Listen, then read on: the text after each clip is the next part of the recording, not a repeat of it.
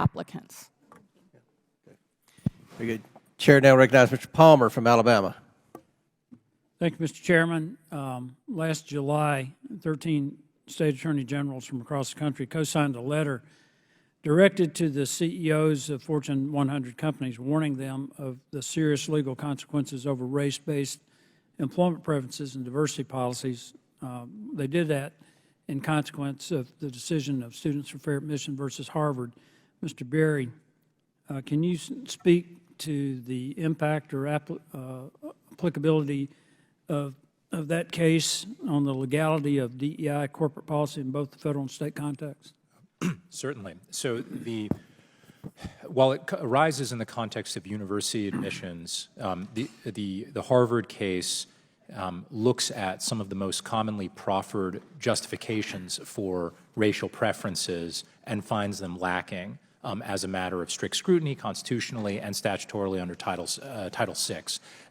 That disapproval of the supposed the presented pedagogical benefits of skin color, not viewpoint, skin color diversity, for example, that was rejected, and those same kinds of rationales for skin color diversity would not be available in the Title VII context, I think is the most natural reading. So should companies look to modify their hiring practices? So some are, others have not gotten the memo and are still pretending that these are completely distinct, which is not a good reading. DEI is good for business. Isn't that corporatism over individual rights? So historically, money-making has never been a judicially cognizable rationale for racial discrimination, and there's no reason we should be starting with that now.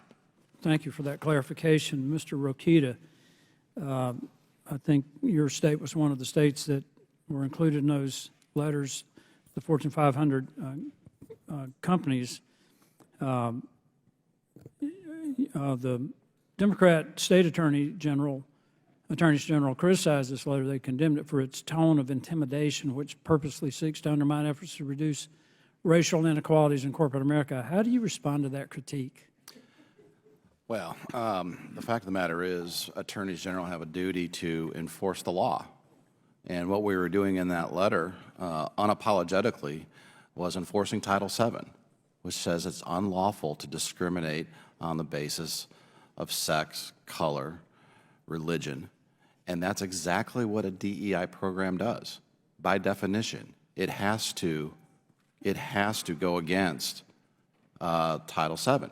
And it's surprising because we're all celebrating here and in most places how good Title VII has been over the decades. I've heard testimony and comments from both sides of the aisle here today.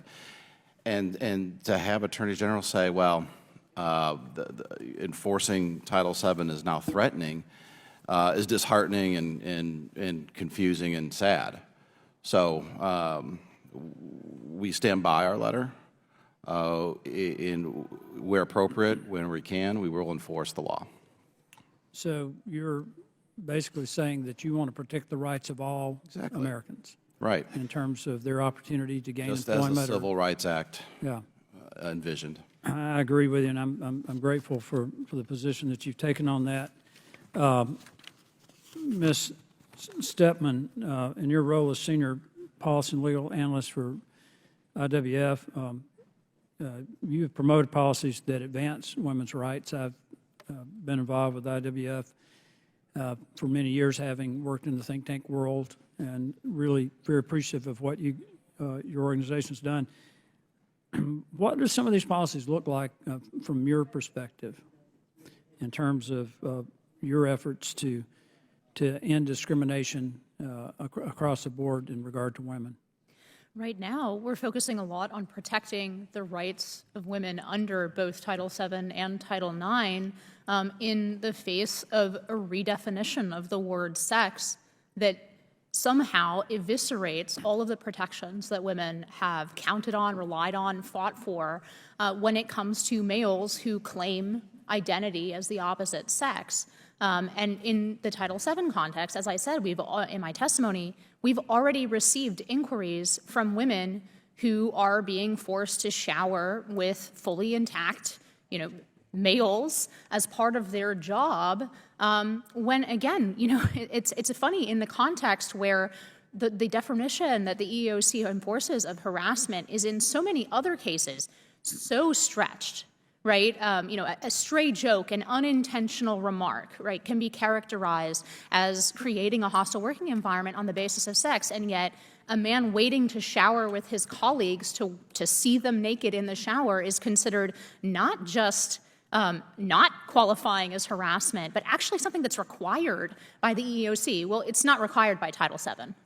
So just one last point here, Mr. Chairman, is that the Biden administration dropped over almost 1,600 pages of regulations that redefine sex to include gender identity. In other words, they have difficulty in defining what a woman is. What was the Biden, in your opinion, what was the Biden administration's primary goal in administering these regulations? I mean, I can't speak for the Biden administration, but it seems to be to cater to, their own activist side. This is definitely not good for women. This has consequences far-reaching, and it's actually, frankly, the regulations, as you mentioned, are 1,577 pages long. There's a lot in there.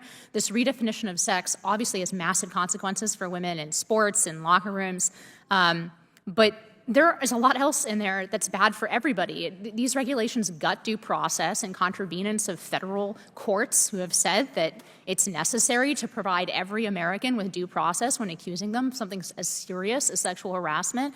They eat into what the Supreme Court has clearly said is protected speech in terms of, for example, using pronouns that match the biological sex of a person, and also just, any kind of remarks about, for example, the role of men and women in society. We've seen the definition under Title IX of harassment expand and expand and expand, and once again, in these regulations, that's put into guidance and now regulation by the Biden administration in a way that's totally contrary to the idea of free speech and is frankly insulting to the idea, again, that we're trying to prevent, which is actual sexual harassment that everyone would recognize as such. Thank you for your testimony. Thank I yield you. back.